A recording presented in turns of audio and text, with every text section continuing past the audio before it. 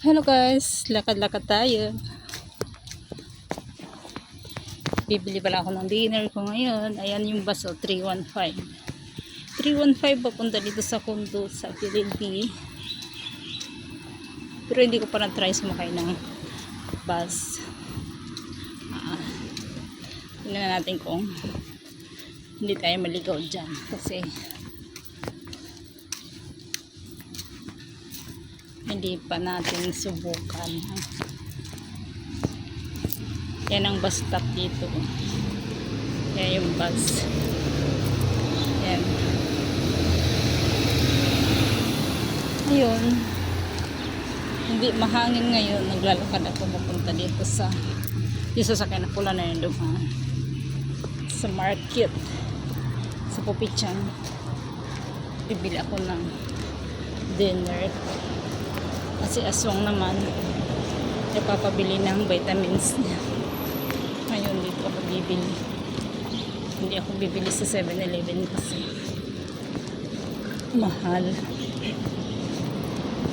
Habang naglalakad ako dito ay pinagmamasdan ko 315 na parang nasa ano ba, parang nasa Manila ka lang kasi nararamdaman mo yung hangin dumadampi sa'yo, tapos may mga sasakyan kang nakikita at dumadaan dyan. Masarap siguro ito mag bike kasi mabilis ako mag bisikleta. Yan, hindi na to sa Asian, sa Sirangoon na to. Kaya matuto tayo maglakad-lakad dahil hindi tayo taga rito.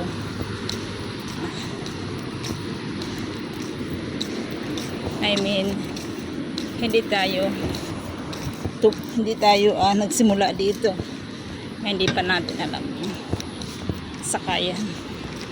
Ito, Pilipina yung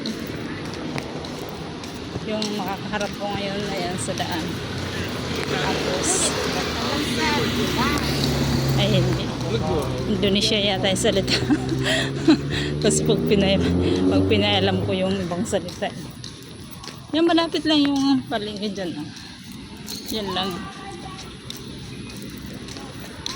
Meron din pala dito. Pag ganitong oras, anong oras na ba? Magpa 5. Ang init. Ang init ng singaw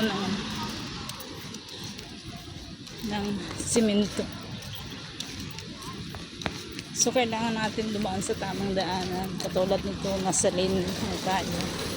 Kasi, hindi tayo basta-basta pwedeng tumawid dahil may mga sasakyan.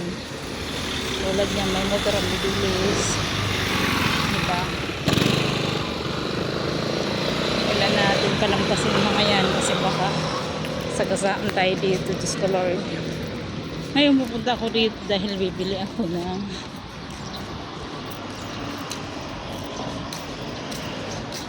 vitamins na aswang. Ayan.